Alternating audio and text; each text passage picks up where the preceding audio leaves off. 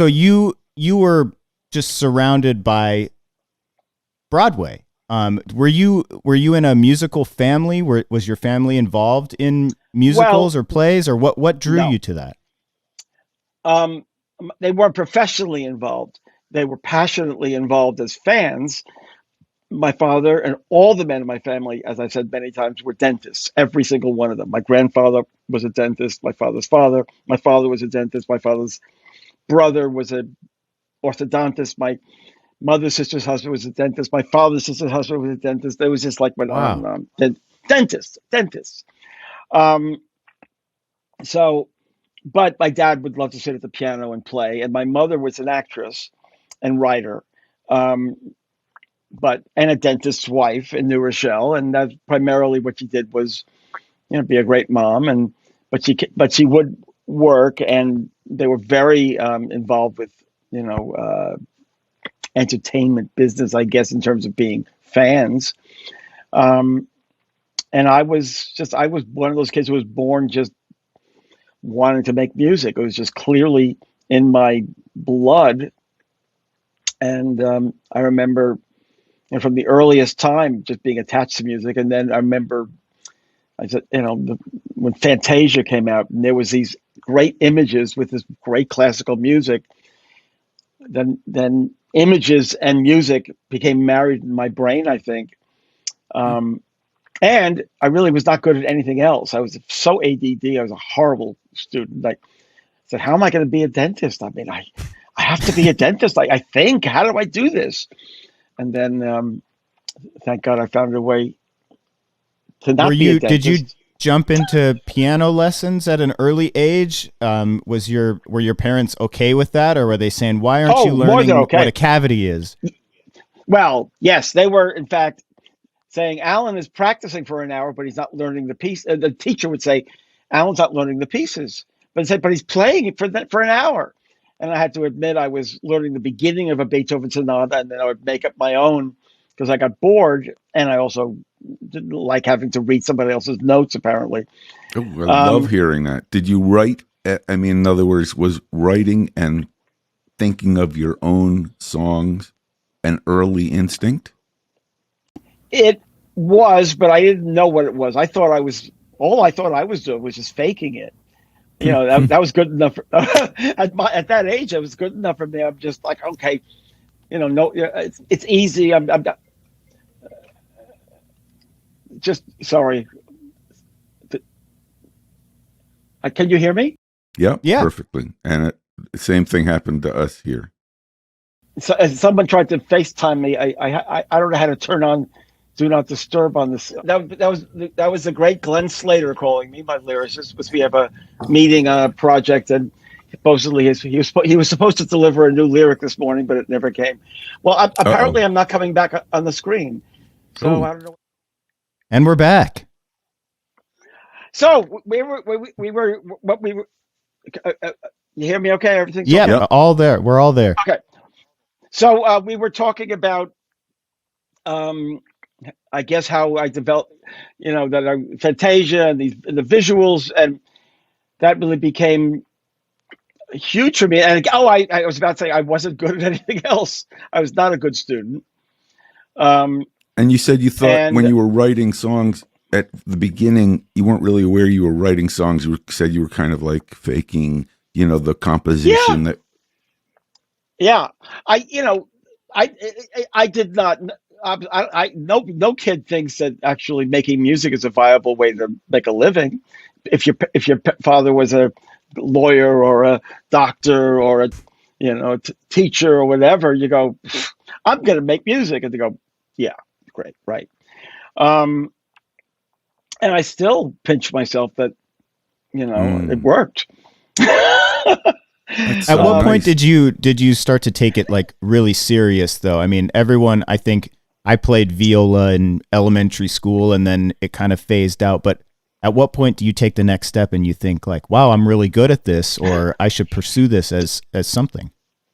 well, to be honest, when every other option was either too unappealing or not doable, I went to college as a pre med.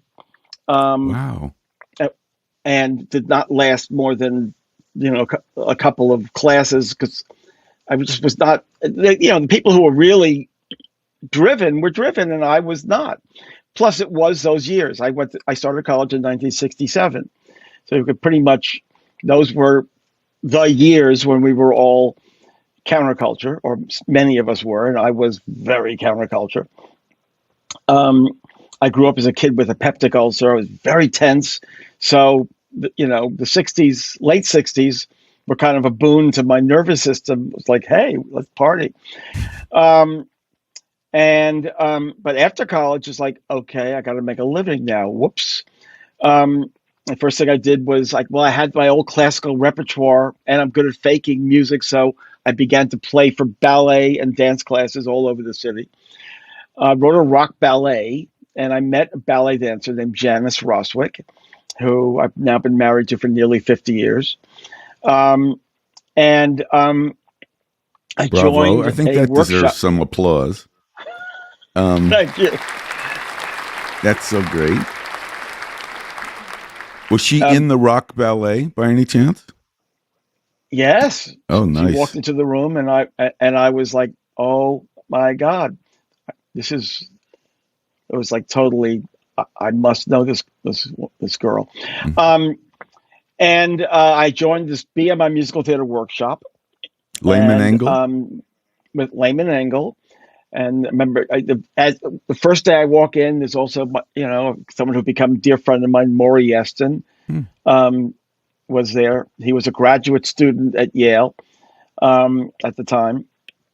And of course, Maury then, he's the writer of Nine and Titanic and the state musical Titanic, and many other wonderful musicals. But from that point on, I just said, no matter what happens, this is what I'm going to do with my life. I was writing jingles, and I became a part of that scene.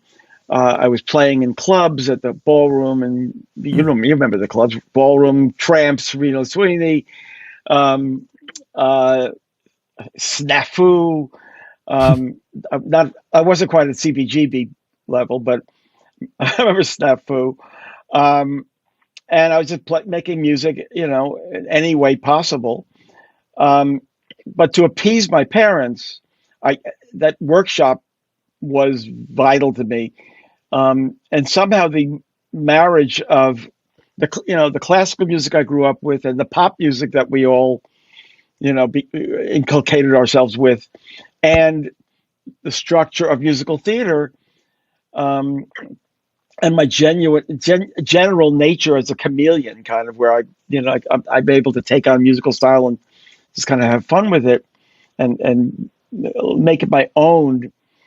That led to me finding a voice in musical theater that became huge for me.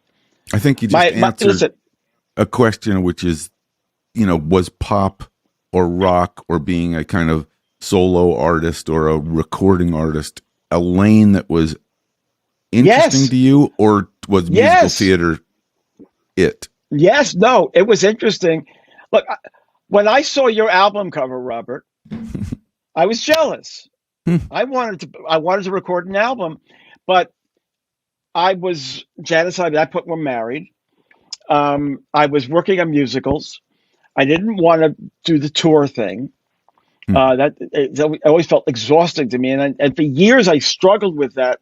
Well, I should make an album. And I, in fact, had a deal with Columbia Records, then, now Sony, to make an album. And I just kept putting it off and putting it off because I had other projects, and I knew I had to support it with a campaign of performing, and I just didn't want to put some time aside to do that.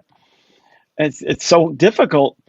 And I actually found my greatest asset in allowing my voice to come through characters and through stories and through situations, and have it not be about what is Alan Menken feeling in his heart or thinking. And also I went from being a composer lyricist to being a 90% of the time a composer with other lyricists and a lot of other lyricists.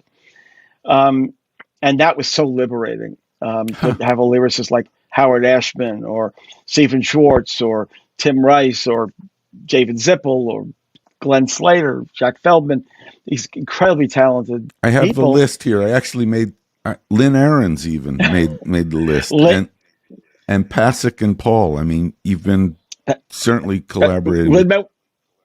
Tremendous talent. If I can recommend to our listeners to go